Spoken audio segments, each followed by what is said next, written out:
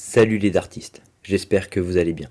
Pour cette vidéo, on a les fléchettes The Gary de chez Loxley, 90% tungstène en 22 grammes.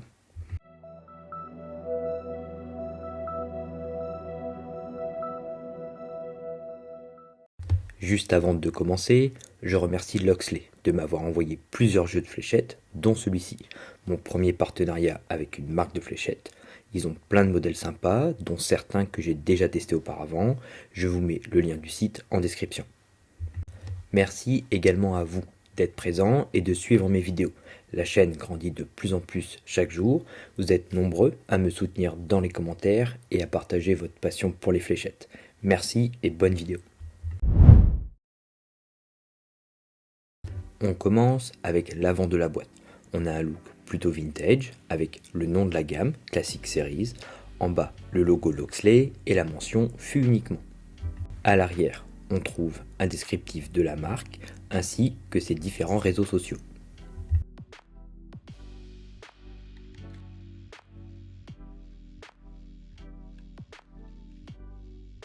À l'intérieur, dans une coque en plastique, on a les 3 fûts The Gary.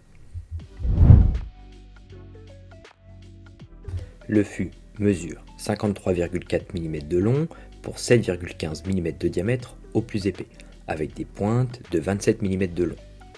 Pour ce modèle, on a un nez conique très allongé qui s'étend jusqu'au milieu du fût, avec 6 blocs de double anneau, au centre du fût 2 doubles anneaux plus épais, puis en arrière 2 blocs de 5 anneaux simples espacés par une partie lisse et concave avec le logo Loxley. Pour ce modèle, le centre de gravité se situe légèrement en arrière du centre du fût, juste après les doubles anneaux. Des fléchettes plutôt bien équilibrées pour la forme, je m'attendais à un centre de gravité plus en arrière du fût. Un 6 sur 10 pour le grip. La zone offrant le plus d'accroche se situe au centre du fût, avec les 2 doubles anneaux. On est plus sur un 7 sur 10 en intensité. Puis, pour le reste du grip, on est plus sur un 5 sur 10. L'arrière du fût, avec ses anneaux simples et la partie concave, est intéressante. Cela permet de bien caler ses doigts et de profiter du grip de chaque côté. Le nez offre la même sensation d'accroche que l'arrière et permet d'avoir un peu de grip au bout des doigts, surtout si tu tiens ta fléchette avec 3 ou 4 doigts. Une forme de fût intéressante, avec son nez conique très prononcé, une forme que je n'avais pas encore testée et qui m'a intrigué. Un modèle clairement pensé pour une prise en main au milieu ou en arrière du fût. La sensation d'accroche au bout des doigts n'est pas très intense, mais le grip est bien pensé. Les doubles anneaux au centre offrent le plus d'accroche, mais la zone en arrière du fût est intéressante aussi. La partie concave permet de bien placer ses doigts, même si celle-ci est lisse, cela permet une bonne prise en main lors de mes lancers, et le grip de chaque côté rattrape un peu le manque d'adhérence. Avec ce nez très fin, cela permet de faire de bons tirs groupés. Les fléchettes se faufilent les unes entre les autres, ce qui limite ainsi les rejets, et permet également d'aller chercher un triple avec la deuxième ou troisième fléchette plus facilement. En utilisant des tiges courtes, on a un gain de vitesse, mais la fléchette n'est pas stable en vol, et on a trop d'angles une fois sur la cible, pas forcément adapté ici. Avec les tiges intermédiaires, on récupère un vol plus stable et un angle correct.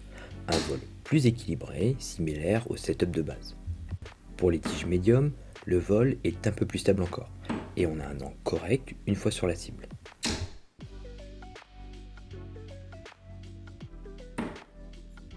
Les ailettes de faible portance ne sont pas vraiment adaptées à cette forme de fût. Cela manque de stabilité en vol. On se retrouve avec trop d'angles une fois sur la cible, même avec un lancer plus puissant. C'est le plus visible avec les ailettes slim. Pour la forme kite et poire, on gagne un peu en stabilité, mais cela manque de portance durant le vol.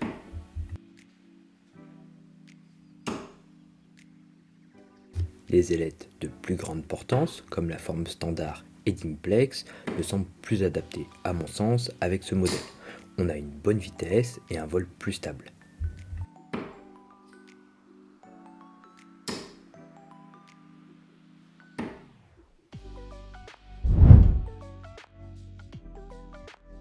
Pour ce modèle, j'ai choisi des tiges Carbon ST de chez Arrow's avec des ailettes Dragonflight de chez Bulls. Pour résumer, des fléchettes pensées pour des joueurs ayant une prise en main au milieu ou en arrière du fût, avec différentes zones de grip et d'intensité en fonction de où se situe ta prise en main. Les doubles anneaux au centre offrent le plus d'accroche et permettent de profiter d'un fût plus fin. Mais la partie concave en arrière est intéressante également. Elle permet aussi une bonne prise en main et une bonne poussée. Un modèle agréable à jouer, mais qui demande un lancer assez puissant. Sinon, on peut se retrouver avec trop d'angles une fois arrivé sur la cible, ou d'avoir un setup tigelette adapté pour en profiter pleinement. Merci d'avoir regardé cette vidéo, et merci à Loxley de m'avoir permis de tester ce modèle. N'hésitez pas à faire un tour sur leur site pour regarder leurs autres modèles, à vous abonner à la chaîne si ce n'est pas encore fait, pour me soutenir et pour ne pas louper les prochaines vidéos. A bientôt.